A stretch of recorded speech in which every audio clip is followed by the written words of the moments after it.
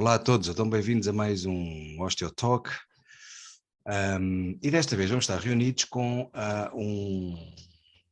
um senhor que eu já conheço há muitos anos, tenho o prazer de conhecer há muitos anos, que é o João Espírito Santo, e tenho assistido assim ao percurso do João Espírito Santo, ao percurso académico e à evolução académica do João Espírito Santo. E é um gosto tê-lo aqui, não só pelo tema que traz, mas também quer dizer, pelo orgulho que eu tenho nele. Não foi um orgulho como colega e como amigo. E portanto, João, muito obrigado por teres aceitado este convite. O João Espírito Santo é osteopata, DO, tem o mestrado em dor miofacial e está na reta final do seu doutoramento, é finalista de doutoramento, e o tema é o impacto dos sintomas da menopausa e a relevância da osteopatia segundo o modelo biopsicossocial e nativista. Portanto, um tema bem contemporâneo, bem presente, bem recente, esta ideia, a discussão do modelo biopsicossocial e de modelos recentes como o nativismo. E como é que o osteopata pode ajudar nas pós-menopausas, nas senhoras com pós-menopausa e nos sintomas da menopausa? E portanto vamos no fundo debruçarmos sobre este paper que o João e colegas escreveram.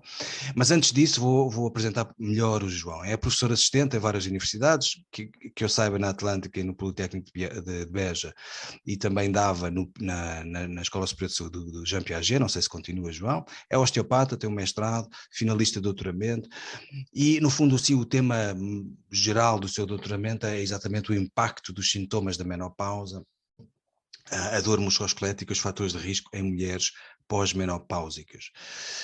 Tem um paper publicado, os artigos, temos aqui vários artigos, várias referências que vão estar depois na descrição do podcast, no YouTube e nas redes sociais. A primeira referência que vem é exatamente o paper do João, e passa a dizer o título: Menopausal Symptoms, Postural Balance and Functional Mobility in Middle-Aged Post-Menopausal Women, a publicar no Diagnostics, a revista Diagnostics. Fazendo uma referência no abstrato, ao abstract do paper, e parafraseando o paper, só para introduzir a primeira pergunta, e vou parafrasear, mas também traduzir. O objetivo do presente estudo foi determinar as associações entre a gravidade dos sintomas da menopausa com o equilíbrio postural e a mobilidade funcional em mulheres na pós-menopausa. Foi realizada uma análise de prevalência, um cross-sectional study, em 171 participantes, uma média de 57 anos, com um desvio de quase 5 anos, portanto, entre os 52 e os 62, e foi considerado e determinado a gravidade dos sintomas da menopausa, através da Menopause Rating Scale, o equilíbrio postural, através de uma plataforma estabilométrica, tanto com os olhos abertos e fechados, e a mobilidade funcional, através do Timed Up and Go Test. Depois já vou perguntar ao João que materiais e que métodos é que são estes de estudo.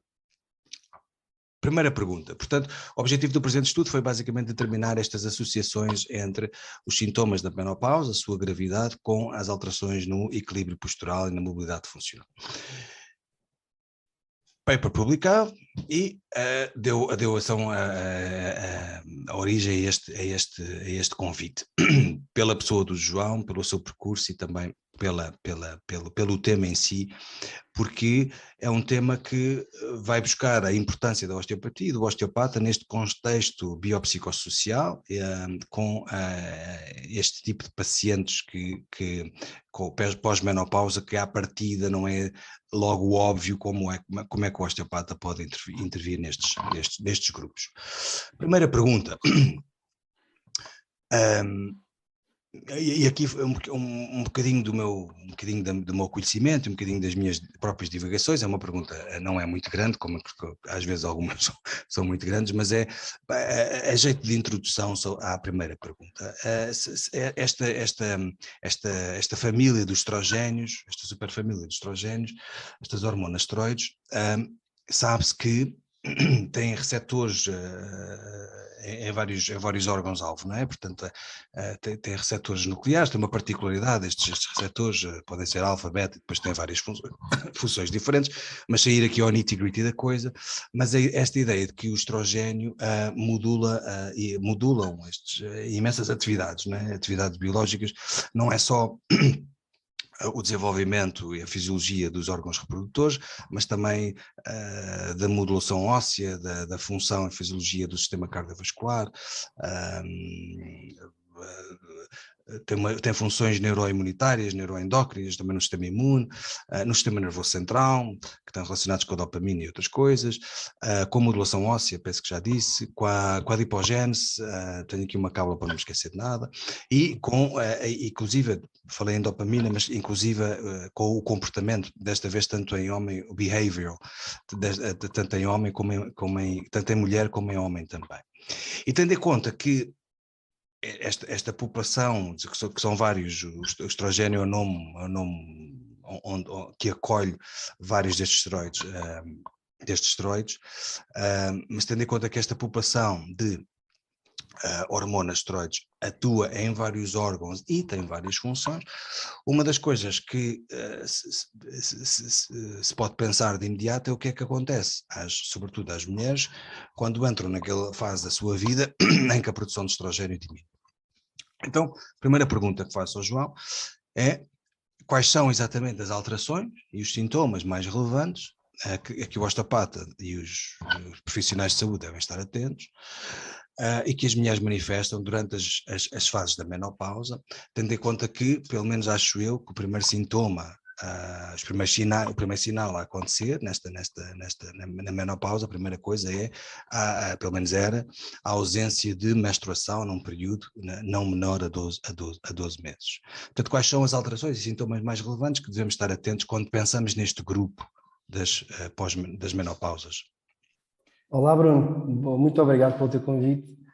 Obrigado. Sou um ávido consumidor dos teus podcasts nas minhas viagens e é com muito prazer e muita honra que estou aqui, desde que foste também um dos meus mentores, e então é todo o gosto em estar aqui presente.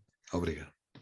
Respondendo aqui à tua questão, efetivamente a menopausa, como tu disseste bem, é o excesso de menstruação num período de 12 meses. A partir daí podemos considerar que a mulher está na menopausa e nesse período acontecem uma série podem acontecer ou não, dependendo da situação específica de cada mulher e onde é que ela se encontra, depois podemos falar um pouco mais sobre isso, um conjunto de alterações que vão modificar desde já o seu estado físico, o seu estado psicológico, e as mais comuns são, sem sombra de dúvidas, os sintomas vasomotores. Cerca de 70% das mulheres irão passar por essas alterações vasomotoras. Muito conhecido cá, o termo em Portugal é os afrontamentos, os espanhóis dizem os bochorros e os ingleses chamam-lhe os hot flashes. Então são os principais sintomas que as mulheres podem começar a sentir, que é essas alterações de regulação da temperatura corporal, e que efetivamente notam e pode ou não ser até bastante prejudicial no seu dia-a-dia. Até temos, além deste paper, entrando um pouco mais por aqui adiante, que é além deste paper, que podemos falar daqui a pouco, fizemos também a validação, desde já aqui a notícia que foi aceita no Journal of Menopause na semana passada, a validação do questionário que é o Menopause Wanting Scale, em que de uma forma objetiva podemos acessar a severidade dos sintomas da menopausa, isto é, se é severo, se é moderado ou se é ligeiro, e mediante isso, sobretudo alguns clínicos da área da ginecologia podem ou não, até juntamente com outros exames, considerar o evento e a adoção de outras medidas de medicação. Voltando também aos sintomas... Boa, parabéns. Obrigado. Aos sintomas que revelaste, 70% são efetivamente os sintomas vasomotores, depois temos uma panóplia deles, nomeadamente temos desde a alteração de composição corporal, em que as mulheres, em média, a cada 3 anos vão ganhar... Deixa-me só dizer, para quem não saiba, Claro. sintomas e sinais vasomotores, leva-nos logo ali para alterações neuroendócrinas, né? E estamos a falar de quê? Dos sensações de alterações da temperatura, seja muito calor, frio, suores, etc. Os suores, isso mesmo. Obrigado pelo reparo, é isso mesmo. As mulheres, a dada altura, podem-se ficar com calor e nós pensamos, estamos no inverno, não há motivo para estarmos assim, mas efetivamente isso acontece com alguma regularidade. Relativamente a outros sintomas também muito comuns e que afetam também muito a mulher, que é as alterações de composição corporal, como eu estava a dizer, a cerca de 3 anos a mulher pode ganhar 2,1 kg de gordura, redistribuída não de forma uniforme, mas de forma, sobretudo, gordura ginoide, localizada na anca e na bacia. Só por sua vez também é um fator de risco para outros tipos de doenças, sobretudo metabólicas. Depois, desde alterações do metabolismo ósseo, que não pode acontecer, mediante também depois a composição corporal, se a mulher é ectomorfa, se for mesoendomorfa já é diferente, se for mais magra, efetivamente, até temos aí a partir também mais alguns sinais. Depois alterações de pele, mucosas, alterações depois também de ordem psicológica.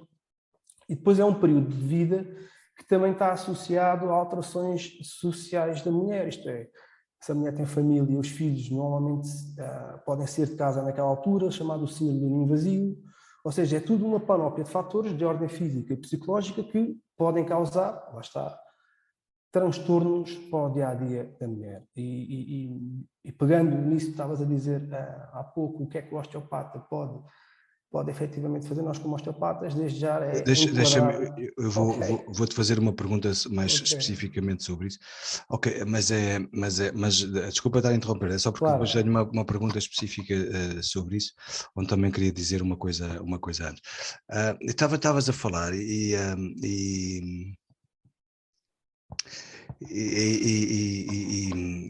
desculpa, estavas a falar, mas estava-me a sentir uma coisa que de vez em quando me lembro e sinto, que é esta e às vezes falo sobre isso, que é esta importância que é, ou seja, o papel do osteopata, às vezes, e isto outra vez não é assim tão óbvio, mas às vezes é tão importante, porque passamos tanto tempo a demonstrar a nossa competência, a demonstrar a nossa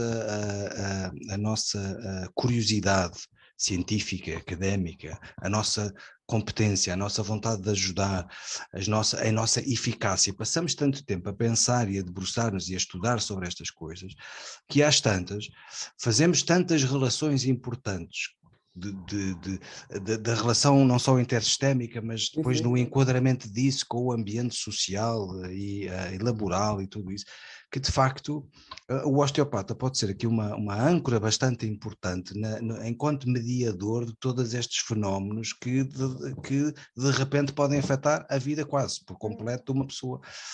Não é? Então é um bocadinho filosófico, mas estava até de alguma forma até emocionado em perceber que de facto, porque e a minha última convidada da comunicação em saúde, falámos um bocadinho sobre isto, que é uma das queixas principais dos doentes em meio hospitalar, etc., é de facto o pouco tempo que passam com o médico está sempre a correr, o médico ao médico, comunicam pouco, falam pouco, são pouco ouvidos. E de facto, imagino eu que com toda a sua correria também às vezes não têm tempo para fazer ou para pensar sobre relações com isto e com aquilo e com o outro. E portanto estava a ouvir e estava a pensar sobre essas coisas. Mas eu penso que nós somos dos profissionais de saúde de primeiro contacto, não é? Que mais tempo temos que despender a ouvir o paciente para tirar toda a informação clínica perante o caso que temos. E efetivamente estas mulheres muitas vezes, ou seja, Bruno, para tu teres alguma ideia, a menopausa é um pouco, dá a sensação quando eu comecei a fazer este doutoramento, inicialmente parece uma terra que um pouco tabu, percebes? As mulheres ainda não sabem muito bem o que é que vão fazer, o que é que se vai passar, se é grave, se não é grave. Muitas vezes existe também o estigma de haver alguma queixa perante algum profissional de saúde e nem sequer serem ouvidas, como tu estavas a referir, e poderem efetivamente ser medicadas com ansiolíticos ou antidepressivos, quando apenas é uma fase, salvo seja, é uma fase que estão a passar, uma fase normal, tem que ser feita, efetivamente, a sua vida e lá está, basta apenas uma conversa, uma passagem de conhecimento a dizer que é normal, pode acontecer, e é expectável que aconteça isto e passado algum tempo é perfeitamente normal as coisas ficarem mais equilibradas. E nós, como profissionais de saúde de primeiro contacto, temos que saber ouvir as mulheres e enquadrá-las, que muitas vezes não as ouvem. A verdade é mesmo essa. Para teres uma ideia, há 2 milhões de mulheres portuguesas na menopausa. Em 10, são 2 milhões. É muita gente. E em consulta, de certeza que apanhamos muitas mulheres que estejam com alterações derivadas da menopausa e a partir dos 45 anos, por fatores externos ou naturais, a mulher pode estar na menopausa. Se tiver alterações patológicas, se tiver cancro, tem que fazer alguma medicação que vai inibir a menstruação, se tiver feito alguma cirurgia. Portanto, é muitos fatores, efetivamente, que podem levar à causa da mulher à menopausa. E depois, a partir daí, uma série de outros fatores que vão acontecer, juntando também uma área que nós queremos, e a nossa principal área de trabalho, que é a parte da dor. As mulheres na fase da menopausa, como tu disseste bem, pela falta do estrogênio, pela diminuição dos níveis de estrogênio, digamos, ficam a autorrelatos de mais elevados de dor. Portanto, existe ou seja, todas estas flutuações dos níveis hormonais, não é bem uma diminuição bruta, existe uma flutuação dos níveis hormonais que leva a que estas oscilações provoquem muitas vezes alterações até na própria percepção de dor. E isso temos de estar muito atentos. E falavas desses sintomas vasomotores e dos outros e pensamos de imediato o que é que está a acontecer em termos hipotalâmicos e pituitários e tronco cerebral, etc. Mas até ia falar um bocadinho sobre estas coisas, mas mais à frente. Então, só para obrigado, João, no fundo, agora falando do teu paper em particular, uma das conclusões, fala-me só um bocadinho mais sobre isto, determinaram que havia uma relação com esta parte é muito interessante. Determinaram que havia uma relação com a severidade dos sintomas da menopausa, um maior impacto na qualidade de vida ao nível somático, é uma das conclusões, e portanto começaram a fazer esta relação com esta severidade dos sintomas, e depois há vários níveis, não é? Depois, e pode afetar em várias esferas também, somática, psicológica. Então, o maior impacto na qualidade de vida ao nível somático, e depois uma das ideias do estudo é que de facto concluíram que havia eventualmente um maior risco para quedas, e nós sabemos que as pós-menopausas têm mais fator de risco para fraturas pela osteoporose, a osteopénia, o estrogênio. Uma das componentes do estrogênio tem uma particularidade na modulação óssea, tem uma inibição nos osteoclastos e em algumas enzimas que têm a ver com a reabsorção óssea, e portanto as mulheres têm mais tendência para a osteoporose ou osteopénia, maior risco de quedas, maior risco de fratura, confiança no próprio equilíbrio, alterações posturais, e portanto havia um maior risco para isto, alterações no equilíbrio, alterações posturais, na confiança com que se mexem, risco de quedas, fratura, etc. Desvios, quando falamos em alterações posturais, vocês também observam desvios dos centros de massa, desvios e porquê é que isto acontece então? Qual é esta relação da severidade dos sintomas da menopausa depois com estas alterações posturais, na confiança do equilíbrio, porque é um maior fator de risco nas quedas, porque é que há estes desvios então da postura, quanto maior a severidade dos sintomas? Como é que fazemos essa ponte da menopausa para estas conclusões? Olha, Bruno, este paper digamos, é o início. Nós temos, até posso confidenciar, temos outro paper também a sair dentro de pouco tempo, que também se relaciona com o impacto da severidade dos sintomas da menopausa com, chamamos o fear of falling, isto é, o medo de queda, e o balance confidence, ou seja, a confiança no equilíbrio que a pessoa tem. O que nós aqui tentamos perceber é que efetivamente existe e está descrito na bibliografia que as mulheres na menopausa têm um risco acrescido de quedas. Todas as mulheres acima dos 60 anos podem cair mais que uma vez ao ano. E sabemos também, através da Organização Mundial de Saúde, que o risco de quedas é o segundo fator de morte por causas indiretas. E é uma preocupação grande, como tu podes perceber. O que nós aqui quisemos perceber é, efetivamente, se todas as componentes associadas à menopausa, nomeadamente a componente vasomotora, somática e psicológica, podiam ou não ter impacto neste equilíbrio que a pessoa efetivamente pode perder a longo prazo.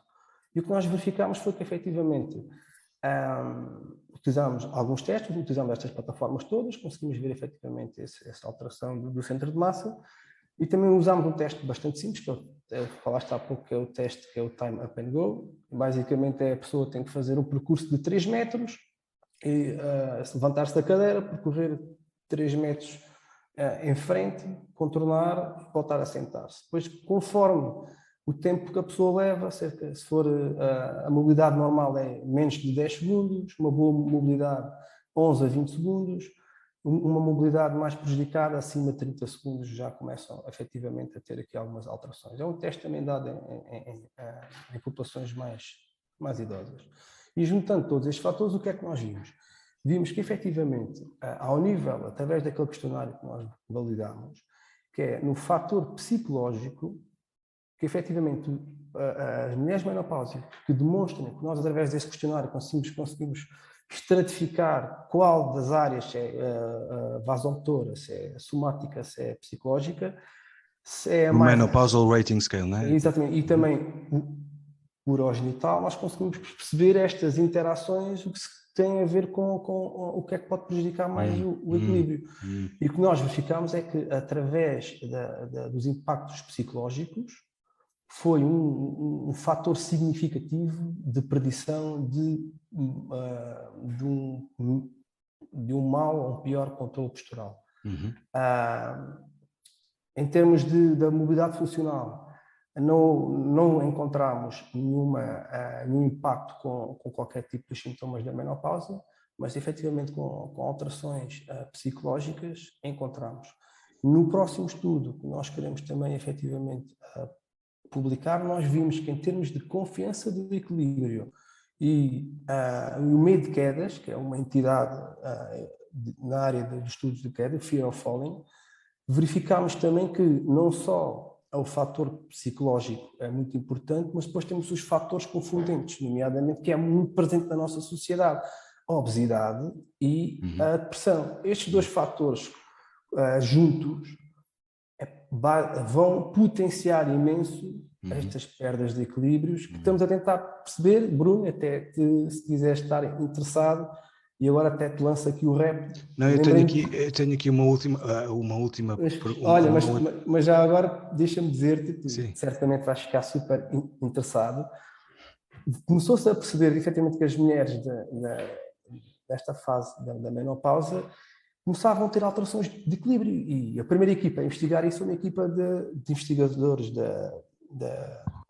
da Suécia, salvo erro, me falha a memória, no ano 2000, e não chegaram a conclusão nenhuma e fizeram a hipótese de efetivamente ser uma alteração central a provocar as alterações de equilíbrio. Em 2020 houve uma equipa turca com 95 mulheres que foram estudar as mulheres que tinham relatos de desequilíbrio, e foram estudar o sistema vestibular e o sistema periférico ao equilíbrio. E não encontraram, avaliando este subsistema, não encontraram relação direta com os desequilíbrios. Mais uma vez, confirmam, provavelmente será através do decréscimo dos fatores hormonais que provocam alterações dos neurotransmissores nos centros de controle do equilíbrio central.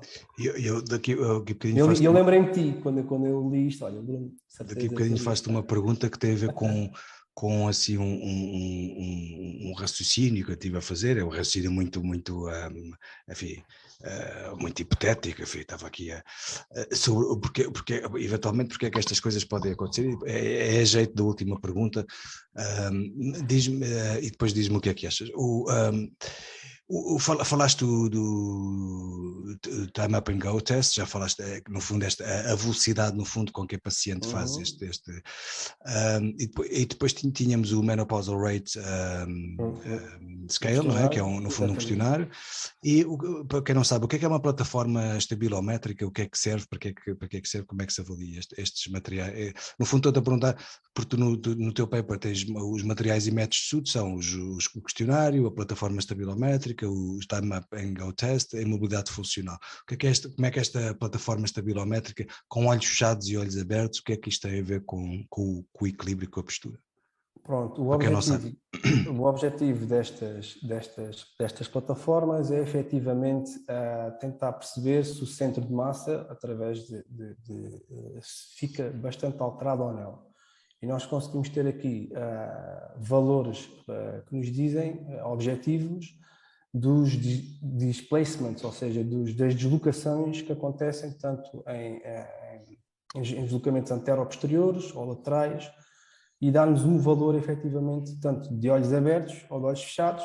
De olhos abertos temos muito mais sistemas efetivamente a controlar o nosso equilíbrio. Quando fechamos os nossos olhos, não é? Efetivamente estamos a basear o nosso equilíbrio, sobretudo em estímulo proprioceptivo e também ao nível de estímulo vestibular. Então foi também para termos algumas ideias, efetivamente, se existia muita alteração, tanto de olhos abertos ou de olhos fechados, juntando aos fatores da menopausa. E o que nós verificamos é que, efetivamente, não houve assim grandes alterações. No fundo, estavam a avaliar a própria receptividade, não é? Exatamente. Ou seja, o que nós verificamos é que os sintomas da menopausa a nível psicológico, sim senhor, estão associados tanto com olhos fechados ou com olhos abertos a alterações, ou seja, a desvios laterais e anteroposteriores maiores e com mais velocidade, e também, ou seja, não só com os olhos abertos, mas com os olhos fechados, ou seja, a alteração de estímulo de olhos abertos e de olhos fechados não verificámos alteração nenhuma nestes parâmetros mais objetivos. E depois o outro era... Diz? Estavas-me a dizer que era sobre o dado da plataforma. A plataforma e o da mobilidade funcional era... Usámos o teste funcional, o Time Up and Go, como eu disse, que é fazer o teste de... A pessoa está sentada, o sujeito tem que se levantar, andar numa linha de 3 metros a direito, contornar, e depois, através da distância e do tempo que ela levou a percorrer esta distância, conseguimos perceber efetivamente se a mobilidade é normal ou está prejudicada. E juntando isto tudo, mais uma vez, a única coisa que efetivamente fez-nos ter em consideração que ficava alterado era efetivamente as mulheres que tinham mais sintomas a nível psicológico na menopausa iam ter efetivamente alterações no equilíbrio, digamos assim, no controle do seu equilíbrio, tanto de olhos abertos, tanto de olhos fechados.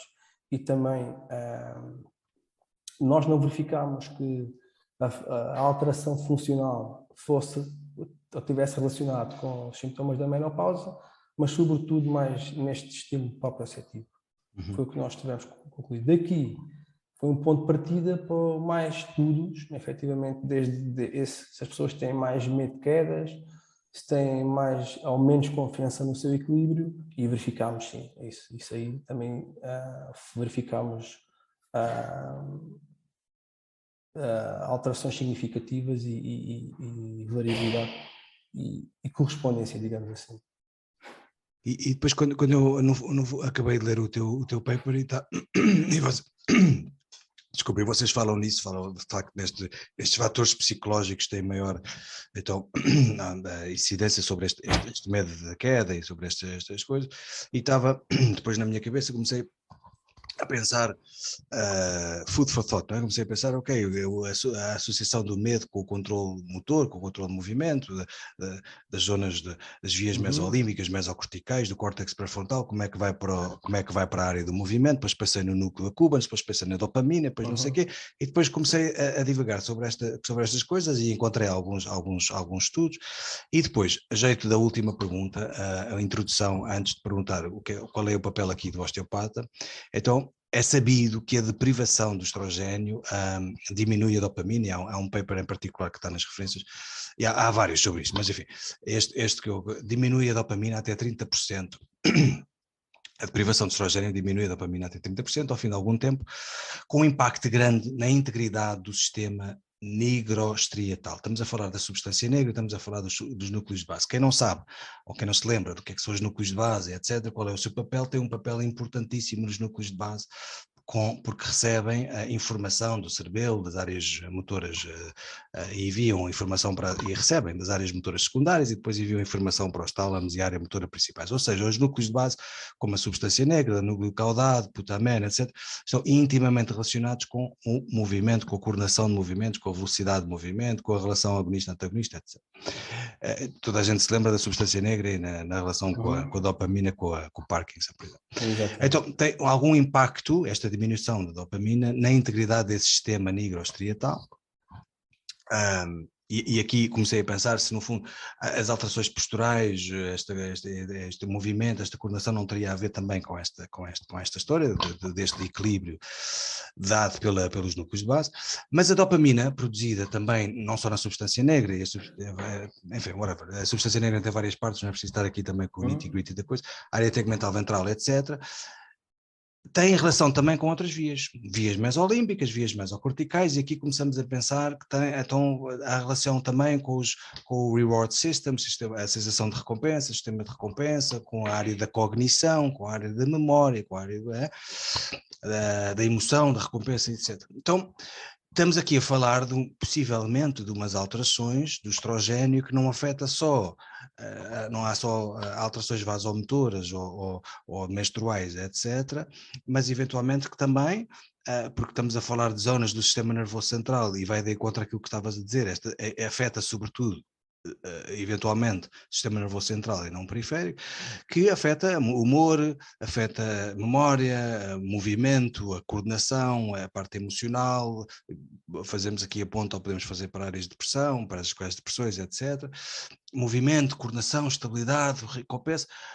E começamos a quase entrar aqui num mundo que se fala muito hoje, que é o inativismo, a inferência ativa, a biopsicossocial, papel do osteopata nestas coisas todas. Então, um osteopata com pacientes deste estilo, em que ele observa que as alterações posturais, que as alterações no próprio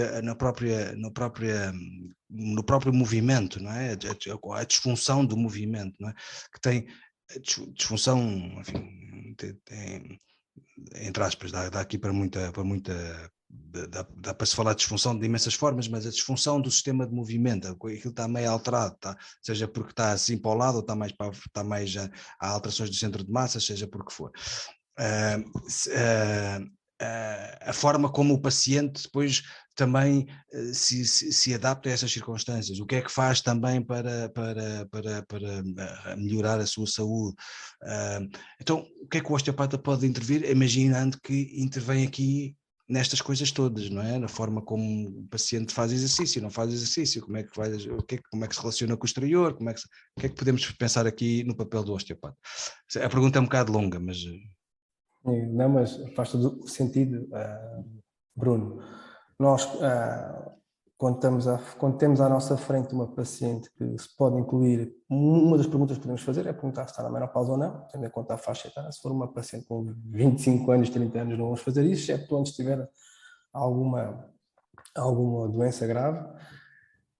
Mas dentro da faixa etária, o período normal da menopausa é entre os 49 a 52 anos, portanto, neste período faz sentido perguntar se está na menopausa e está há quanto tempo. Existe uma escala, que é a escala de Stroll plus 10, que nos indica efetivamente as várias subfases que a mulher tem, ou seja, a mulher começa a ter a menstruação, chamada a menarquia, não é?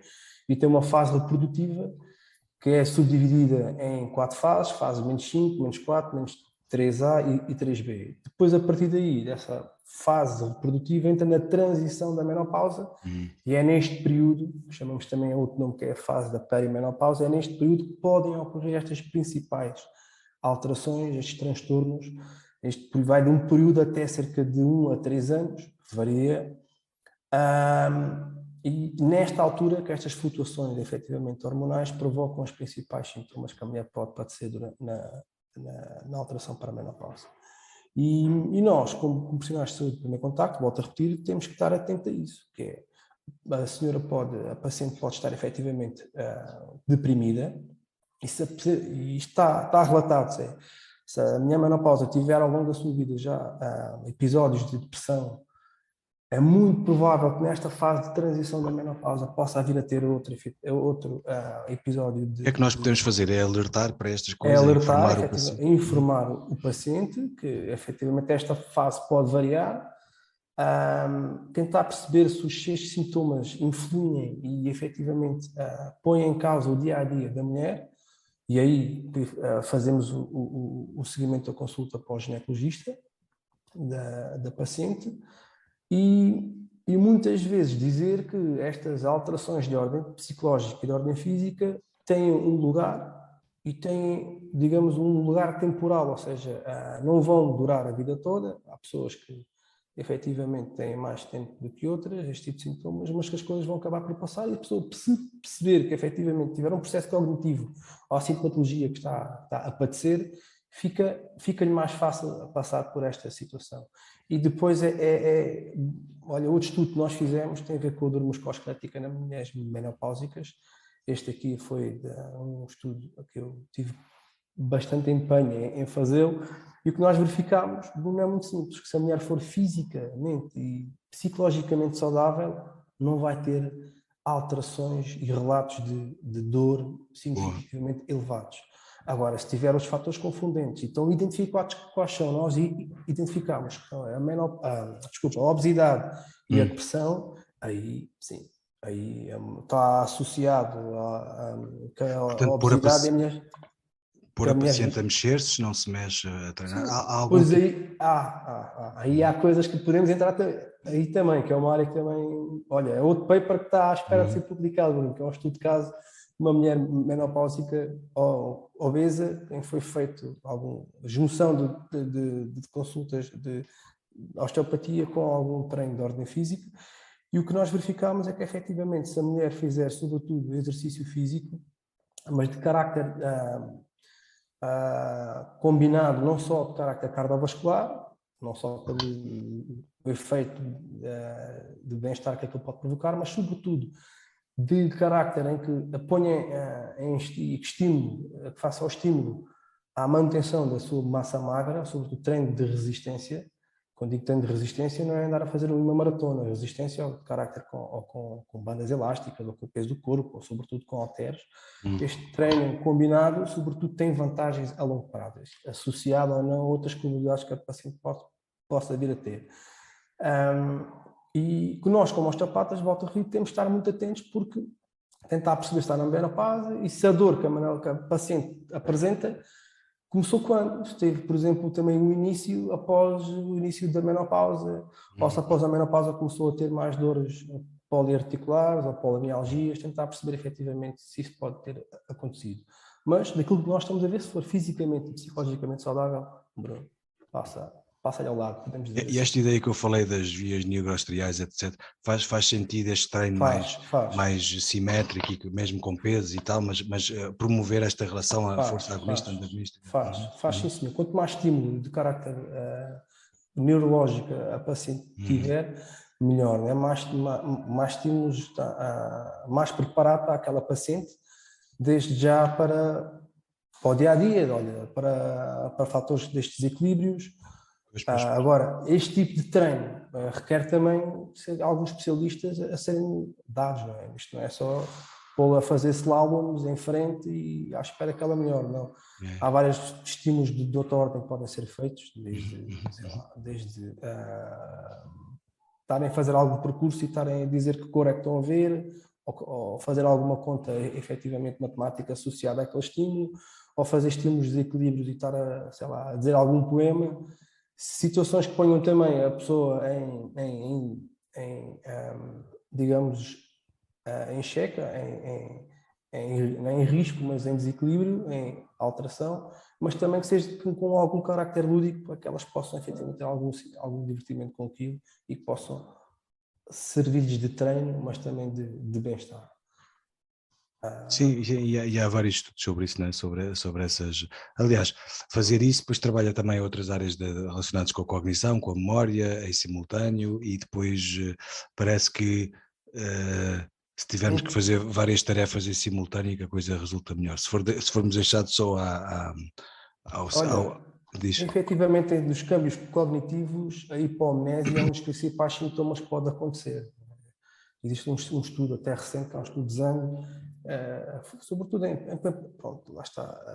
populações chinesas. Nós depois temos que ter cuidado com a transferência de dados que utilizamos de uma população para a outra, em que, sobretudo em mulheres chinesas, que o terceiro sintoma mais comum na menopausa foi esta perda de memória, sobretudo nesta fase de transição, na perimenopausa, que depois efetivamente verifica-se que estabiliza, digamos assim.